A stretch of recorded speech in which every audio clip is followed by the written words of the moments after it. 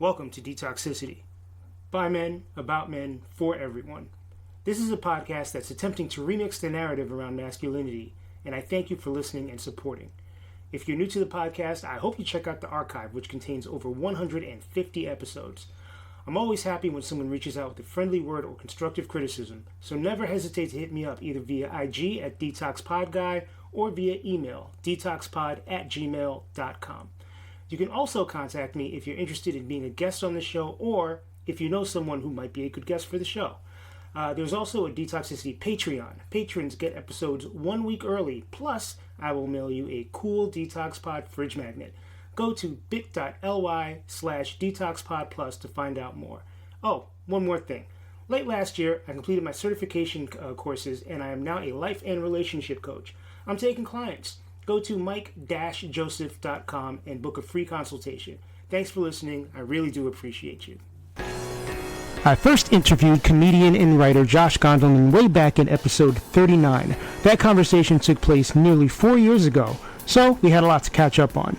Me and Emmy winner, Josh Gondelman by the way, talk about the world opening back up and how that's had an effect on Josh's career and personal life. I give a shout out to his Substack newsletter, which you should subscribe to, and what it feels like to give advice, or more accurately, pep talks to others. The conversation delves into empathy, social interactions, and the importance of understanding different perspectives. We discuss the importance of growing and cultivating community, which, if you listen to this podcast, you hear about almost every episode. We talk about maintaining friendships, being upfront about friendship intentions, which is something that in my opinion, does not happen enough.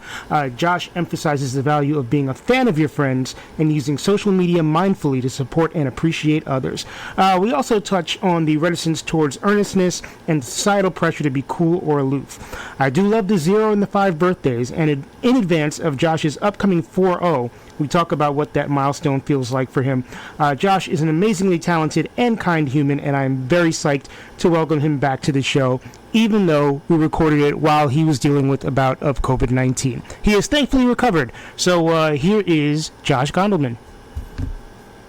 Hi, thanks so much for having me. I am Josh Gondelman. There's a dog barking up my window, It's which all right. I've kept open for. Is that busy or a different No. dog? She doesn't have that kind of power to her lungs. I feel like last time I introduced myself, I'm a writer, comedian, pug dad, husband, son, brother, pal.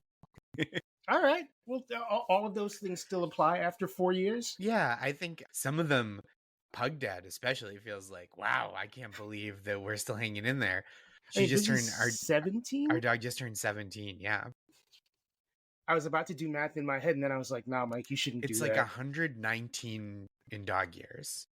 So your dog is like the Betty White of dogs. She is like the Betty White of dogs in temperament, longevity, almost visage. Really, if you squint, you can kind of make it out. Well, let's hope busy keeps on keeping on. So last time you and I talked for this was, I believe, back in 2020. I think that's right. No later than 2021. So with 4 years distance, obviously Jesus and Mero is no more. Yeah. But what are you doing professionally? I've been on the road a lot, and that just kind of slowed down because I recorded a new stand-up special in June and haven't had that much to say. You know, the same audiences that would come out to see me again in Seattle, San Francisco, since I was just there, getting ready to record this hour of jokes. But I'm in kind of a space of being very open to what's next, which means I'm mostly unemployed. But I've had a very fortunate year with some kind of fun, weird little stuff that keeps coming up. A big corporate gig show up, just kind of land in my lap like last minute before it happened, and that paid some bills. And I worked on a cruise, the extremely wonderful Joko cruise, which I did last year, and then had fallen to my lap because someone got sick. And so I feel very fortunate. And then kind of a long-term freelance thing that I can't say a ton about that was paying some bills too. So it's like really nice to feel like at least this kind of career slowdown, industry slowdown happened at a time where I'm personally in a place where people are looking for me a little bit for stuff. And so I don't have to be hustling so hard to just make the next thing happen, which I'm doing a little bit kind of on my own. But trying to figure out whether am going to staff somewhere or try to sell a project with a friend or write a new book. And it's all very wide open in a way that I don't want to make it sound like I'm kind of a shot caller. I can kind of make whatever I want happen. But Ballin'. also, I do feel kind of at ease with this fluidity because stuff has just kind of kept rolling in a way that has been really helpful and encouraging. One thing that actually didn't occur to me is that comedians do corporate gigs. Oh, yeah. So this one was lovely because I've done stuff that I feel totally pleasant about, that I'm like, oh, this is fine. It's not something I would write a letter of recommendation for this company, but totally fine to have done and collected the paycheck. And I don't feel grimy for it. But this one was Mm, actually really cool. It was a big fundraising gala for the organization called Undo, UNDUE medical debt, which used to be RIP medical debt. And what they do is they purchase up bulk medical debt that is in collection, and they are themselves technically a collection agency, and then they retire the debt so that it doesn't keep following people around. And they do it in a way that I think is pretty careful to not put a big tax burden on people either by having it paid off for them. I love that. So I got to do this big event. Adam Conover hosted it. And again, it was last minute fill in because somebody had to drop out last minute. And so I was like, oh, this is such a cool organization. Actually, um, they were very helpful to Last Week Tonight when they were doing this piece about medical debt, which I wrote on. So it was cool to meet up with them down the line. Right on. How important is it that when you take these gigs that it'll sort of aligns with your ethics? It's a good question. And I think about it pretty frequently. Um, I've turned down stuff like to be a spokesperson for, to do a branded thing with a group that I was like, oh, they're kind of famously anti-union or whatever. And I think I'm a little more flexible if it's just kind of I'm doing a gig for people. Um, like I'm happy to sometimes take someone's money for doing stand up. There are certainly lines that I wouldn't cross, but I'm a little bit more like, oh, I don't know that I would do an advertisement for this company and be like, hey, isn't X, Y, or Z great? But it's like, yeah, fine. I'll go to their corporate retreat and do a half an hour of comedy while people eat dinner and talk over me and collect a big check and go home. That makes sense. Representing something and performing for something are two Yeah. different things. And I think like if Raytheon came calling and was like, hey, do you want to perform at our Christmas party? I'd be like, oh, no, thank you. I think I'll pass on that. But if it's a company that feels fairly neutral under capitalist terms, I have a little flexibility to pick and choose, but I'm not set for life in a way that I'm like, oh, actually, I heard that the middle manager here is mean, so I won't do a gig for them. Right. How much of people's interest in you, whether it's to do these sort of things or for other opportunities, do you think is attributable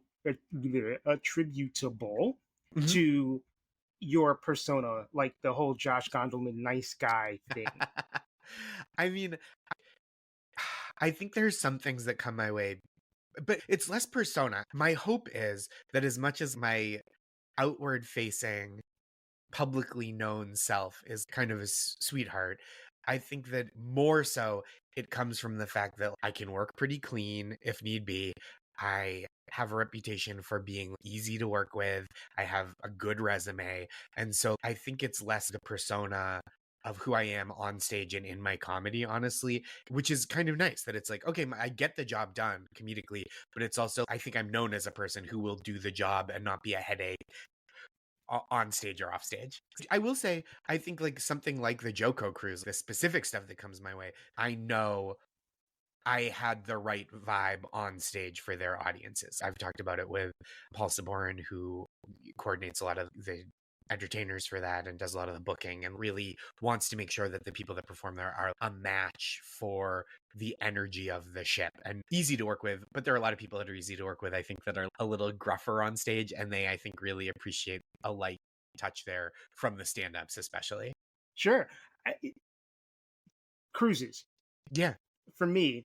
The idea of being out Yep. in a body of water with land far away that way and land far away this way Yeah. scares the shit out of me.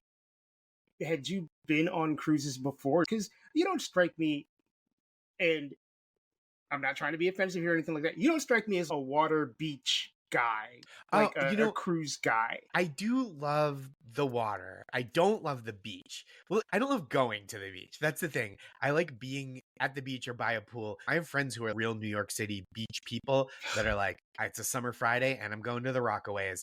And to me, the juice isn't worth the squeeze of taking the subway for an hour, being at the beach for the afternoon, taking the subway back with a bunch of wet stuff. It just isn't for me. But my wife and I have realized that in terms of vacations, a lot of the time when we have a little time to spare, we are in the mood for like, okay, we only have 3 days rather than, okay, we're going to fly red eye across the sea to go to this place and do a bunch of stuff for 3 days, experience things we never experienced before, which sounds incredible. But we're people that are like, we could go to Miami for 2 days and get a hotel that is on the beach and just like, drink iced coffee and cocktails and read books and go out to dinner and enjoy the nice weather in a sedentary way. But cruises are outside of this one, which I've done twice now and had a great time. The only other time I've gone on a cruise was a Disney cruise for my father-in-law's 70th birthday, which was also a very fun celebration. Lovely to spend time with family. But we got off that cruise and we're like, oh, I guess this isn't how we prefer to recreate. That's fair. For whatever reason, just the idea of being out in water without an escape route that doesn't involve It, lots of danger. yep. It weirdly doesn't bother me. I like that kind of stuff, like the danger that's not like, I don't know. Transportation danger doesn't bother me. I fly a lot and I know that it feels very precarious, right? It is, even though it's very safe statistically, still I understand the visceral fear of like, this isn't what we're supposed to be doing, this Mm-hmm. species. But I'm like, whatever. And as much I'm not a person who envisions my own death a lot on a plane when there's turbulence. I'm truly like, I've had a good run. Oh, I guess that's a good way to look at it. I try. I almost am too willing to give up. But it's like, it is a what are you going to do situation, right? It's You have not no like, control. okay, you're stranded in the mountains and you've got to hike to safety. I think I'd give that the old college try. But like, what am I going to do? Like, get out of the way, pilot. I've got this. Yeah. I'm gonna, yeah, yeah, I get that. I've had a lot of conversations recently about understanding what is within your control Yeah, and working with that and accepting the things that are out of your control. totally. You know? That's a real sobriety mantra too, right? Right, exactly. Yeah, Exactly. yeah. That's the serenity prayer, essentially. Mhm. Yeah, And I think that's generally good advice. yes, I would agree. I need I to think take that. the best parts of all religion, right? Or almost all religion and philosophy, whatever kind of guiding light, I feel like the best parts are almost always broadly applicable. I would agree. So I did some research, and the previous time you were on the show was actually December of 2020, Okay. which means I recorded it probably in September or October of Mhm. 2020. How has Josh Gondelman changed as a human in those almost 4 years? I'm probably slightly larger. You don't look it. Thank you. Gosh, I think I'm outside more. I was really going through it in 2020, as was, I mean, I think that's like Many a of us were. understatement, right? Yeah, But I think personally I didn't mentally deal with it super well with the early COVID. I was very cautious in a way that was ultimately physically healthful, but I wish that I had found better psychological coping mechanisms because I was just losing my mind pre-vaccine. There was a period early pandemic where I was only really going outside because I was working full time for Jesus and Marrow, and I think I probably talked to you right as that season was wrapping up, right as season 2 was wrapping up, and I would work all day at my computer and make dinner for Maris after work, or we would order something, and then I would go out in the middle of the night to walk my dog, who doesn't sleep through the night usually, and was just really cabin fevery. So I think other than now, where I haven't seen people really in 6 days because I currently have COVID and am feeling good, but am trying not to put other people at risk while I'm still testing positive, I do feel like I've settled back down. And I think I learned a lot about myself during that period in terms of what I need in terms of socializing and etc. But I am still pretty cautious about big, dense parties. So I think that some of that has changed and some of it is the same. Like I have residual anxiety and caution that I think is maybe a little more than is due. The Who anxiety, can the caution I say? feel, right, exactly. But I think in December 2020, my feeling was like, okay, it might be another year until we get vaccines, but then we can treat it like polio, not a problem. And that is not the case. Right, right. We're certainly, in terms of that, in a much better place than we were in December 2020. But it's Yeah. still, you don't want to get COVID. Yeah. And it's not out of mind or out of sight, especially now where there's like a Not new at all. variant spiking. And I think the other big difference, like I, physically, psychologically, situationally, I'm the same that we talked when I was talking to you almost 4 years ago. My wife and I have, our dog is still alive, no kids. Our situation is very much the same. But I think professionally, Jesus Marrow ended in summer 2022. And then I did a bunch of work for The Marvelous Mrs. Maisel, which ended in fall 2022. And then I've kind of been freelance since then. And it's been a lot of fun. And I would like to be a part of something bigger and fun and exciting in the future in terms of work. My friend Casey Johnston, who writes the great She's a Beast newsletter, which is about powerlifting or like weight strength training, really. She's great and the newsletter is great, but she's always like, quit your job. And I'm like, but how? Right. And then my job's disappeared kind of out from under me. And I'm like, oh, actually, this is working out pretty well. One thing you have started in the last 4 years, I feel like this is within the last year or two, is your Substack. Yeah, I'm at like 88, so it's just over a year and a half, I think. Okay. All right. And one thing that I love about your Substack, which is always well written, always entertaining, Thank you. and I'm not just saying that to kiss your ass, No, Josh, that's very kind. Thank you so much. is that it's like an advice column essentially. Someone randomly reaches out to you with a problem or an issue or something that they're sitting with that they're having trouble dealing with, and you answer them in a very compassionate, knowledgeable type of way. What made you decide to include that as a part of your offering?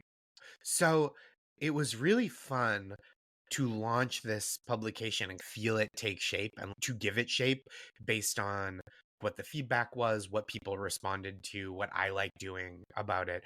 And so the idea was I get asked because I used to do them more frequently on Twitter, pep talks for mostly strangers, but also friends. And people are always asking me to do pep talk related stuff.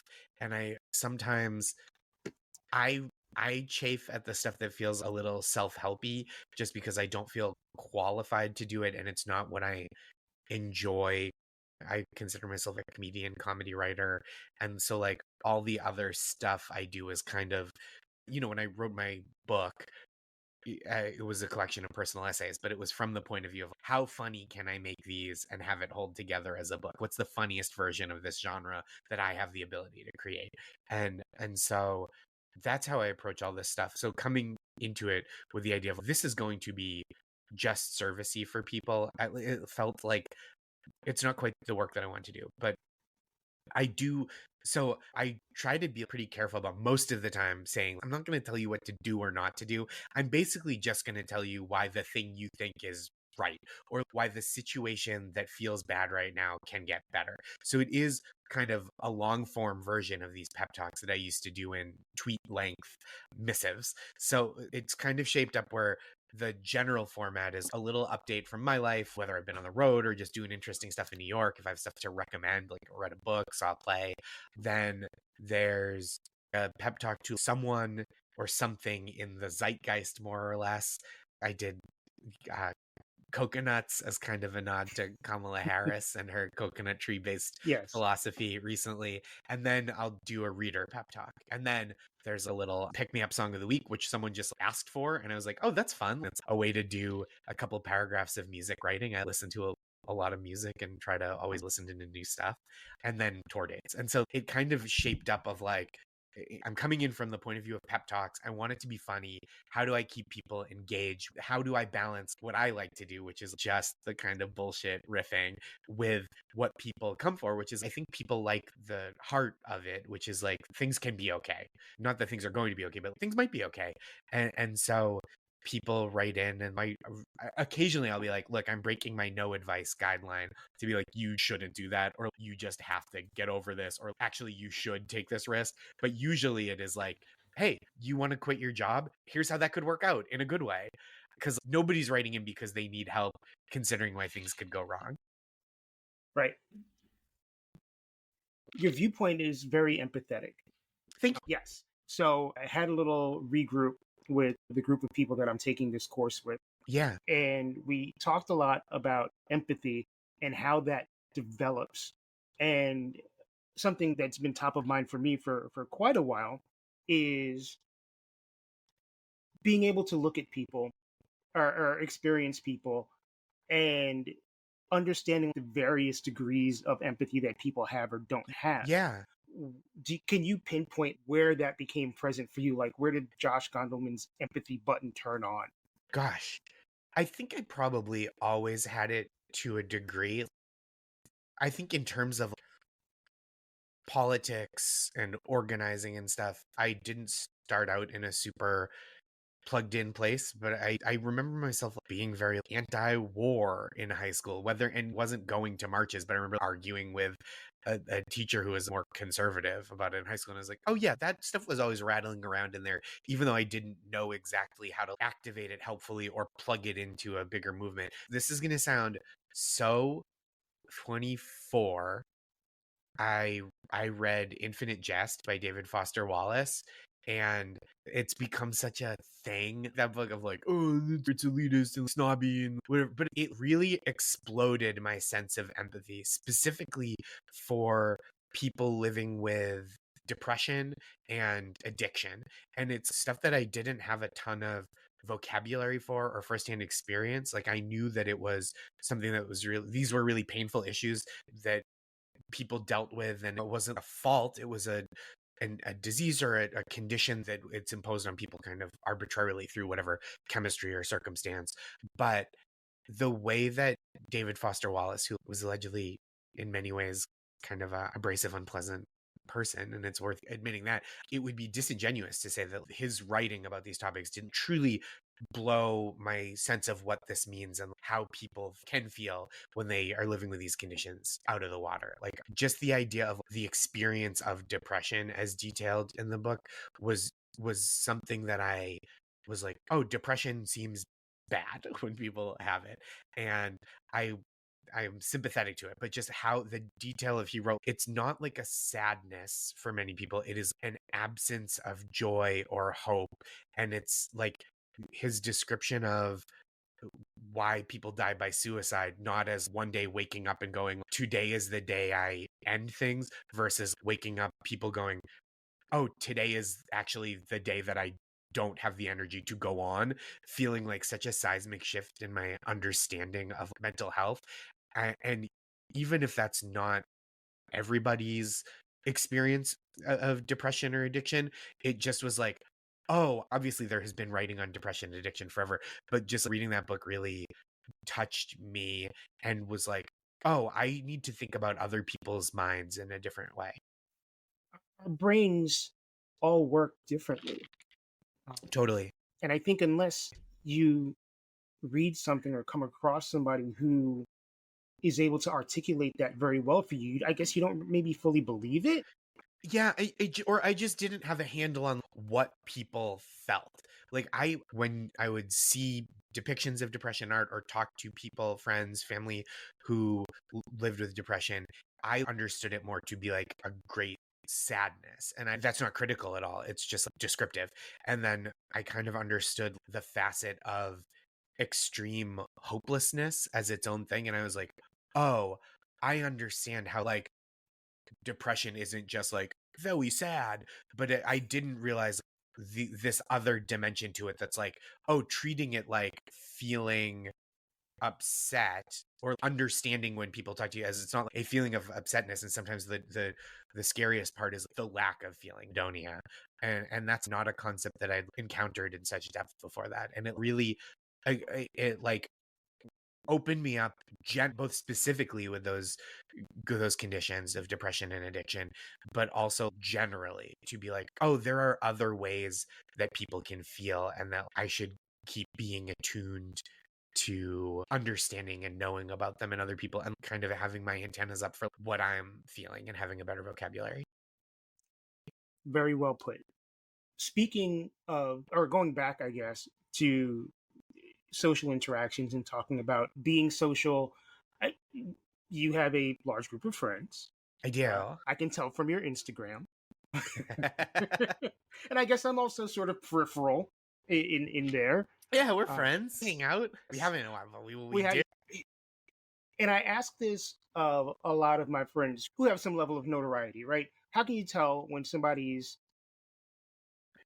wanting to become closer to you out of legitimate and genuine intent versus somebody who's trying to either star fuck or do something or try to get something that's Sure.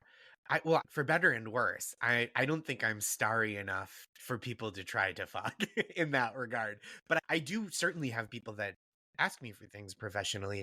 And I'm actually mostly fine with that, because when we don't have a relationship, I'm pretty good at being like, oh, actually, I can't offer that, and setting those kind of boundaries. And so I don't have a lot of distrust because I haven't had a ton of need to. But when someone new approaches first and leads with, hey, I thought maybe we could, etc., I'm like, well, is this something I want? But I do feel like I make new friends frequently. And when someone is my friend, I'm happy to try to be helpful to them professionally and personally. But I think there are things when you only hear from someone when they need something, it is like, oh, that tells you kind of something about how they view you as a friend.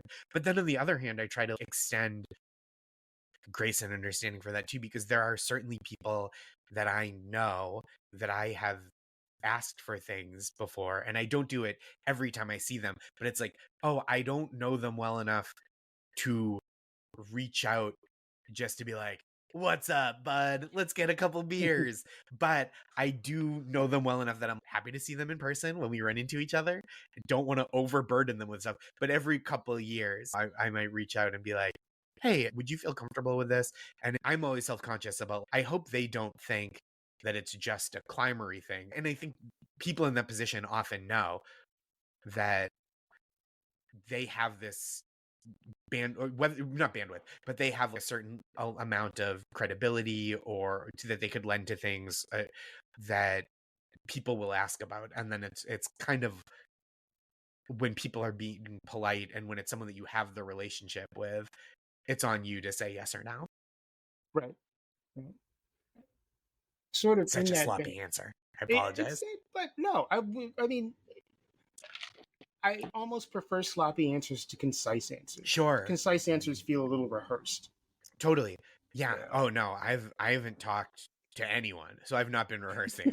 It's just been me and Maris, who is someone obviously, Yeah. great for a week. The strip is still bright. Oh, it was so bright when I tested yesterday. It was. That's And weird. I should say we're doing this remotely, but yes. I'm not deliberately exposing myself to COVID-19 spaces. Yeah. But yeah, it was like, you're supposed to give it 15 minutes. I walked out of the room to blow my nose after testing and walked back in, and it was screaming red still after 5.5 days. I was like, neon. Point taken, Max.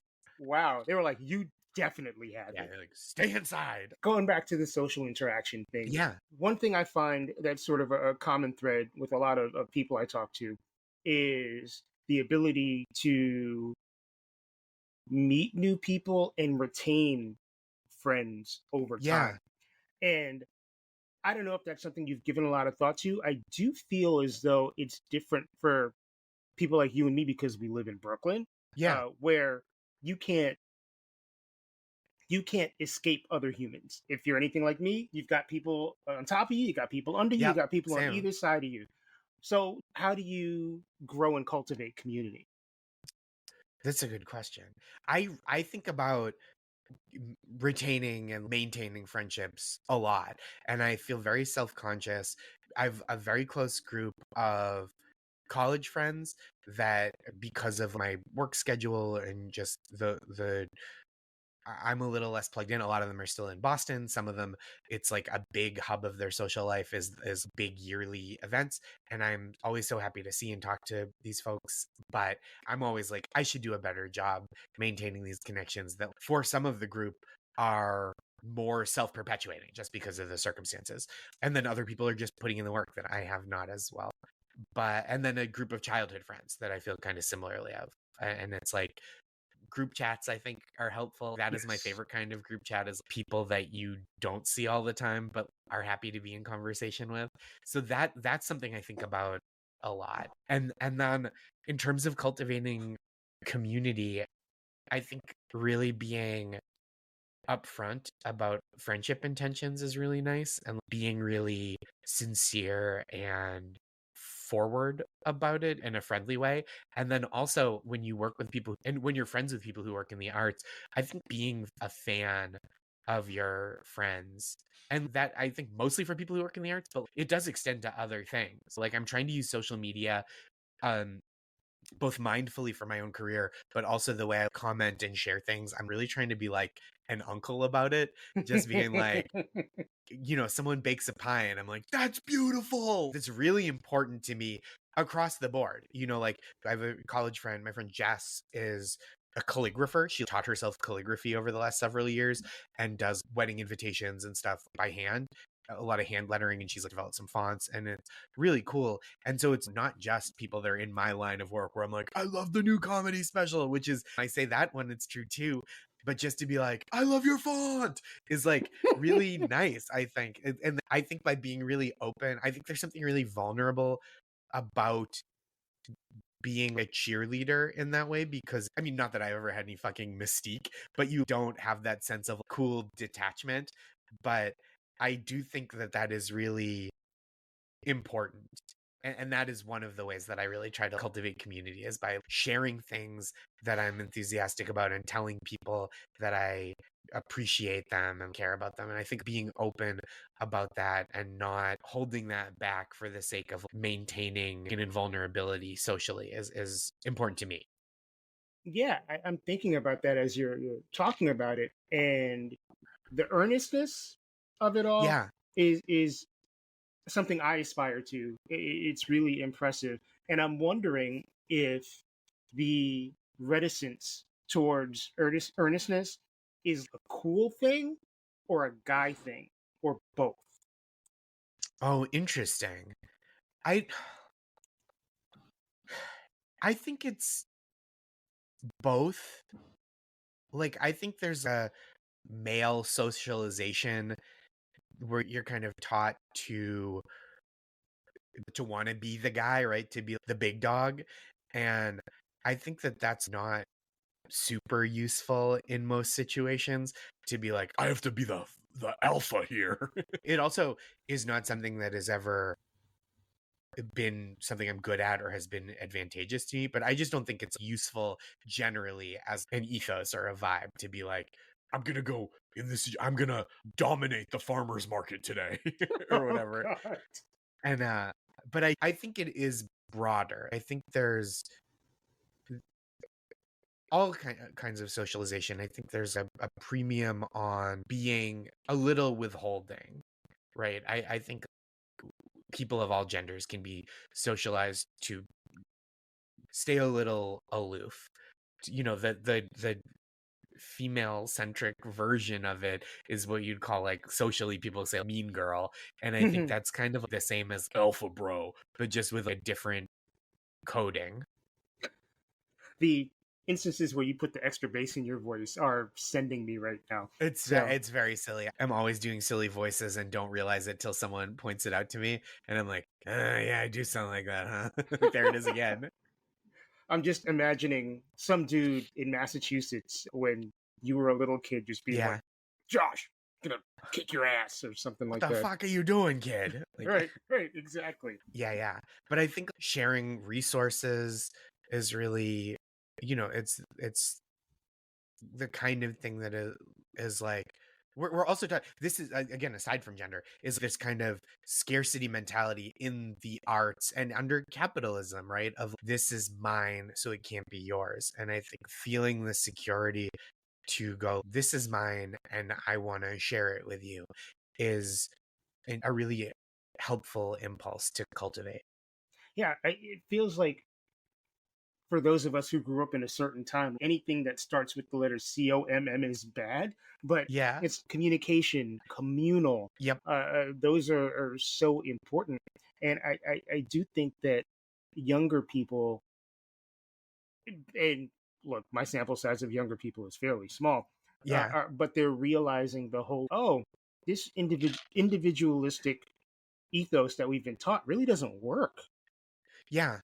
It's certainly not big picture, right? And it certainly isn't the kind of quote unquote rugged American individualism isn't an especially effective form of governance for most people, which is what governance has to be for, right? For everybody. Right. But also, even artistically, I try to be very open about, I shot this new stand up special. We're in edit right now. It looks really great. I think it just visually looks really cool. And it's my face and my voice the whole time. But it's also, okay, Chris, the director, who is an old friend from when we worked at Last Week Tonight together and now works at SNL, who's a brilliant, brilliant, wonderful person. And so I really was intent on working with him. And he brought in Russ, the DP, the director of photography, Johnny, yeah, shit.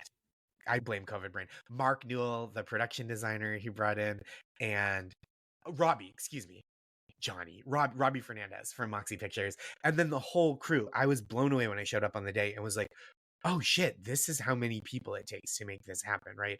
Several camera ops, and then hair, makeup person, despite not having hair. Josh, Um, I was trying not to go there, man. but I got a lot of face because I don't have a lot of hair. There, So there. the extra makeup duties, and then a wardrobe person, and then a stage manager, and it takes so many people to make this thing happen that just looks like me. And if there are benefits, right, they will be directed at me first, but it's extremely important to me to appreciate the people that I collaborate with and to acknowledge it as a group effort. Even though you think of stand-up comedy, people are like, oh, it's these loners and out on the road by themselves, Right. driving and performing solo. But actually, to make this recording happen takes Dom and Jess at their record label, it's so many people. I'm so sorry I forgot your name, Robbie. I I'm blame sure COVID. he'll forgive you. I hope Um, so. are there any topics that have snuck into your routine in the last couple of years that maybe were not there before? Ooh, I mean, I'm always really trying to be reactive to what's happening in my life and as I move through the world.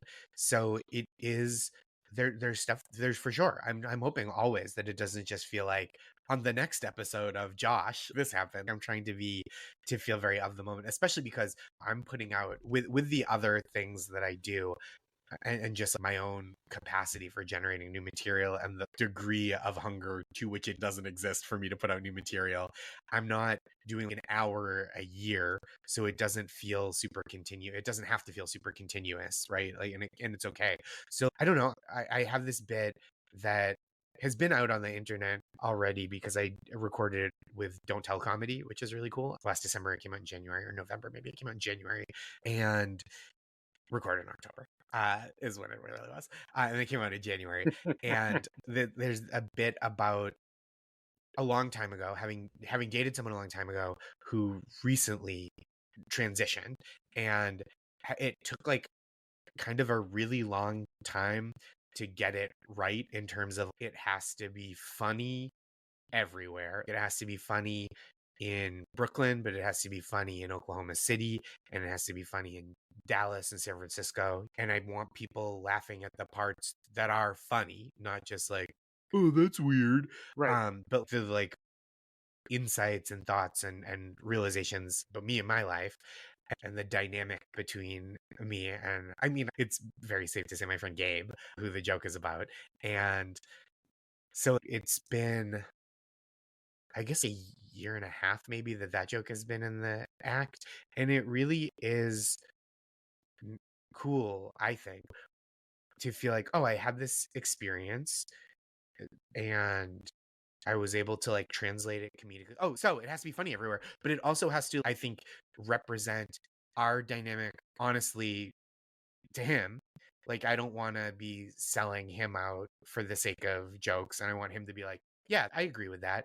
And then on top of that, I don't want it to feel like weirded out at all by the situation, by our dynamic. I want it to be like, this is new and new things are good. And it's okay to acknowledge that things are new and different, but also to realize what's the same. And I think that that's it, not to pat myself on the back, but I think I've done it pretty successfully. And I think it's really fun to be able to do that joke for a little hipper crowd at Union Hall or the Bell House in Brooklyn or at Cobb's in San Francisco, where people, I think, just have a higher awareness of gender identity and fluidity, but then also to do it, to go be like, I'm gonna go to wherever, like I'm gonna be an hour and a half outside of Chicago in the suburbs, and I'm gonna do it here too, and I'm gonna bring people to where I am with this, instead of letting them off the hook for being like, oh, it's weird when someone's gay or whatever. And not that people in the suburbs or in the South are less definitionally or necessarily less progressive, but I do think you get outside of a city or you get into a redder state, and more of the kind of entrenchedness of older ideas, it just takes a little while for the new shit to permeate. Yeah, of course. Um, Without giving away the joke, Yeah, certainly will wait to watch your special. I sure. highly anticipate when this ex told you that they were Yeah. transitioning. Did that hit you a certain way? Because I've had exes who have transitioned. I've dated people as they were transitioning, Hmm. and it's an interesting experience, particularly the first time it happens. Sure. But what did that feel like for you? I think the moment that like it was that I felt, oh, this actually is something that requires a little thought and carefulness, isn't like our relationship, which again is largely the same. We have been platonic friends for well over a decade, and so their gender does not change our friendship, but was being out with people that didn't know our past, going, oh, how do you two know each other? And then being like, oh, we dated whatever 12 years ago, without trying to like scrub away the reflexiveness of you look different then. Right, right, The way I've said it to myself was, I wanted to make the bit and the way that I talk about this friendship, I don't want to speak for someone else, but I do think I get to have my say as long as it's considerate and compassionate. But I'm trying to scrub away all traces of no homo, which is like, I no think, pause. yeah, no pause. That's Yeah, exactly right. And I think like even people who don't mean that in a way that puts people at arm's length, I think thinking about how to open my arms to that instead of to be like, it was a different situation. Who cares whether it was or not? And if people have follow-up questions, I can answer the follow-up questions. But it's like to just say it and be like, oh yeah, you know. So that was when I was like, oh, I have to be cool. Like I gotta not try to puff out my chest and be a fucking like too much of a dude about it. right, right. So I did another little bit of internet sleuthing, Yeah, and you have a milestone birthday coming up. I do. Yeah, 40 in January. How do you feel about that, Josh? I'm hyped. Really? Yeah, I'm psyched. I want to have a big party. Yeah, I'm psyched for it. I am. Well, because it 40 kind of feels continuous with 39 in terms of being I don't feel like it's like, well, then I'm old. I'm already like, now I'm old. Coming through the kind of isolated phases of the pandemic where people weren't seeing each other very much, I wasn't performing live very much. Everything felt like it was kind of in stasis. I felt like coming out of that phase, right? Starting to emerge into the world once people were vaccinated and doing shows. I felt, especially in comedy, that I was now one of the old guys. And I'm an old person. I don't feel aged, but I am like, oh, it, when the pandemic hit in 2020, I had just turned 35, and by the time I was performing again, it was a year and a half later, but I really was contending with the fact, not that I was that much older, but looking backwards, I was like, oh, there's new comics in New York that are working and thriving that are over a decade younger than I am, and I have to act accordingly. And by that I mean be curious about who's new and what's new, but also not think of myself as I think I'm trying to put this in a generous way to myself and others. Maybe you've had this experience, but I think I've seen sometimes people not acknowledge their status in a given situation in a way that you're like, oh, you need to acknowledge that you come off to people a certain way, whether you want to or not. And so I think that is something I try to be very conscious of, especially just coming out. It was like, oh, in 2022, in 2021, as things were opening up a little bit more, I'm like, oh, I'm like an executive producer of a TV show. I am the same person, but my professional positioning in the industry means that maybe people will give things I say a certain weight, so I should be really careful with how I talk to people.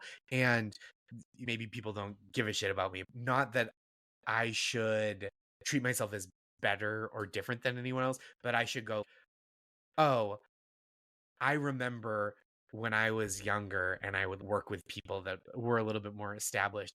And I know that to some people, it can mean a lot to be encouraging and helpful. And then to other people, you just don't want to, I don't want to seem like I'm throwing my weight around ever, like that kind of thing. To really be mindful of, oh, I have a little bit more flexibility and I can come to a show and be like, hey, could I please go up early? I have a thing later. And not to just do that because I can and then to be a dick and screw over someone else's night. Right. And I feel like that's sort of a two-way street.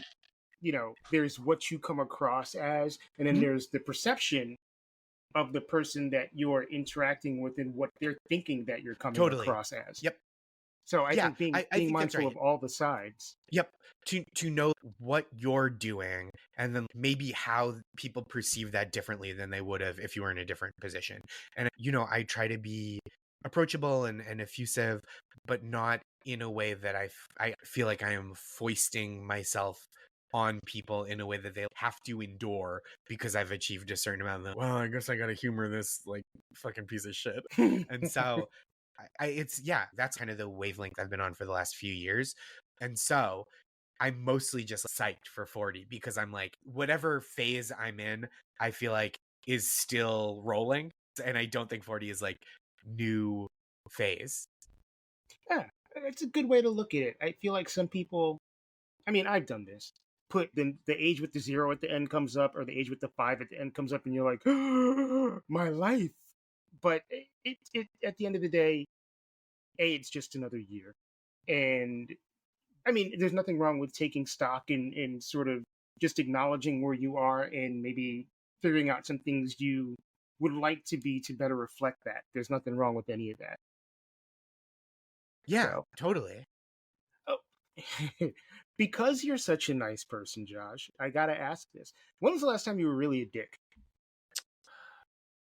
Well, good question. I'm sure most of the time I'm a dick, it's because I'm just not thinking about not being a dick. Because I so rarely am like, I'm gonna be a dick right now. But the last time I remember it was God, the number of times I've done this have been so few in my whole life.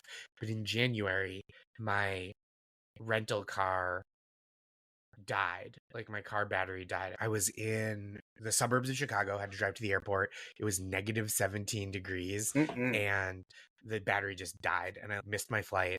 And I called, I got a tow truck, not a tow truck, I got a jump and went to the return the rental car and I said, hey, look, I'm really sorry. I didn't fill up the gas because I had to pay to get this jumped.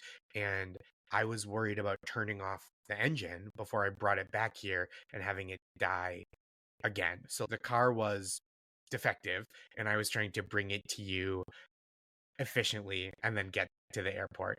And she was like, okay, I've got to charge you for the gas. And I was like, is there something we can do about this? And she went to her manager and came back and was like, I can give you 25% off the surcharge. And I was like, can I go talk to your manager? Because I think I'm going to put my case across a little stronger, which already I'm like, this is unlike me. Normally I'm just like, I fucking eat it. But I went over and was like, hey, I explained the situation again. And I go, because if I stopped to get gas and it had died at the gas station, I would have lost my fucking mind. So there's no gas in it. And that's what it is. And I was just a little more intense than I needed to be. Yeah. That sounds totally reasonable, Josh. I don't feel terribly unreasonable. I was a little bit of a dick about it. Yeah. Sometimes you gotta, throw on the aggression a little bit to make your point.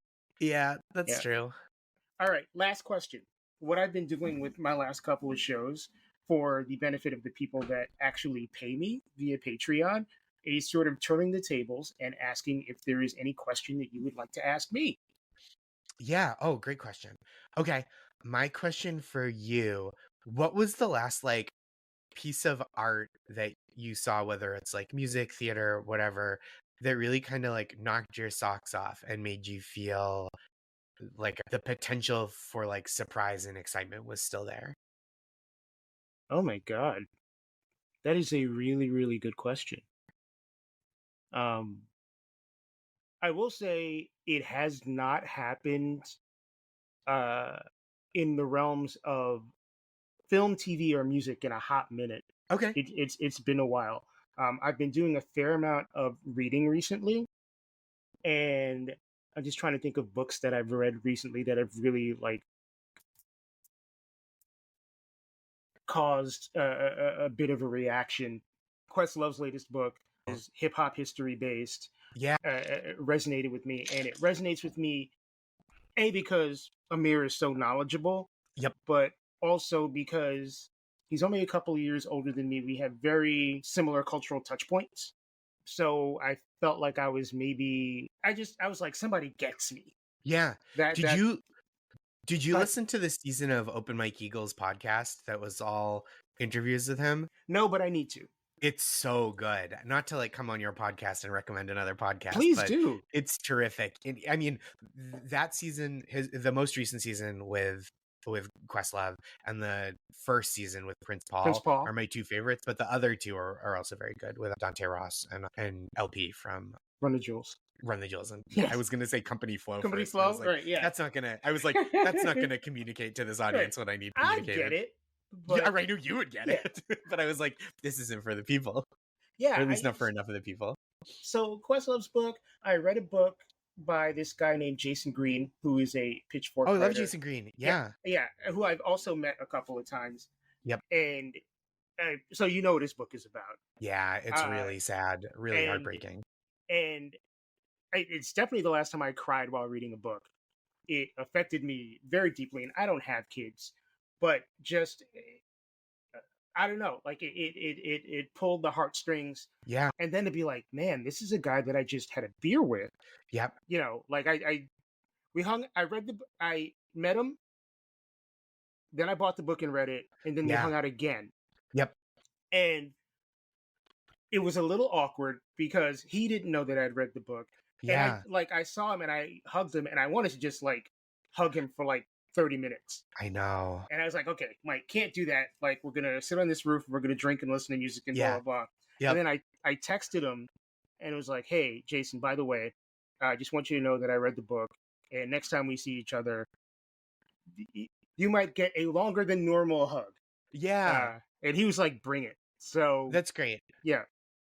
But that book really, really affected me. We have been Yeah. playing email and text tag about doing an interview for about a month now. So Oh, wow. yeah, Oh, cool. I hope it works out soon. Yeah, Jason's the best. he's a good Wonderful dude. guy, great writer. Yeah. Yeah, just a warm spirit. Yep. So yeah, it's been coming from books. I started watching Only Murders in the Building, which I'm digging, but just kind of on a peripheral level. Like, it's kind of fun to watch. I started The Bear, which was way too intense for me. I found it the same. I understand what's great about it, but I'm like, this is a lot for Yeah. me to take in. Yeah, I just screamed the people screaming and all the other. I was just like, yeah, this reminds me of my house growing up. I can't do this. Sure. And I'm really like, from a music perspective, I think Willow's album is great. I've been, listening to that a little bit. Rhapsody's album is great. I've been, trying to sit Yeah. through that a bit. But yeah, it's really been books that have been hitting me so far this year. Cool. Do you have a recommendation for me? Oh, gosh, let me think.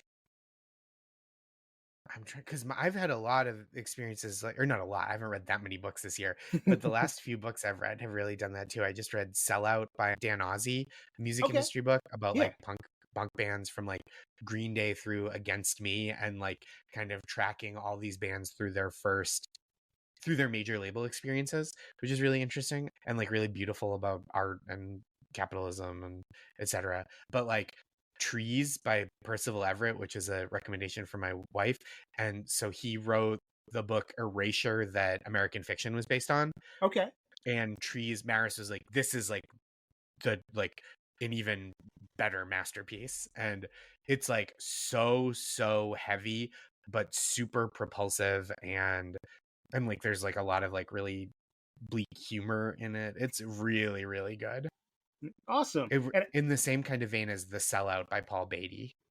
Right Another on. Maris recommendation. I will check those out. I also got to give a shout out to Josh Johnson, because he's posted I some love Josh long form Yeah. stuff recently. Like, he did a long form thing about Kendrick, and then did like a long form thing about this lady who was like leaning so hard into like being racist and everything, and then they dug up her backstory and they were like, oh, she's not really one of us. She's she's woke, like blah blah blah. Like, it's Oh, just that's funny. the way he told it is hilarious. Like, he's giving me like non-problematic Dave Chappelle vibes with his storytelling.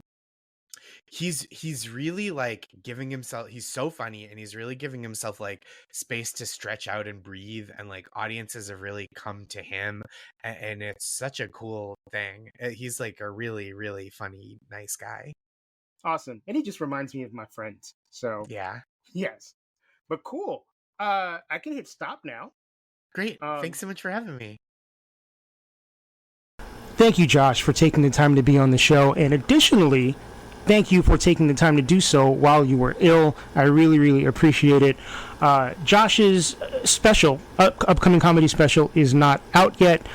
When it does come out, I'll post it in my newsletter on my Instagram. Make sure you check it out. He is so funny. Check out his previous comedy specials. Check out his book. Check out his stand-up if he comes to a town near you. You can find Josh on all the socials under his name, Josh Gondelman. So thanks again, Josh, and glad you're feeling better. Thank you for listening to Detoxicity. I hope you found this particular episode interesting, and if you are new, I hope you go back and listen to all of the older episodes. Once again, my name is Mike Joseph. I am the host and producer of this show, and there are a lot of things that you can do to continue to support our mission, continue to support this podcast. Follow me on social media. I am on Instagram, Twitter, and I'm on TikTok as DetoxPod Guy.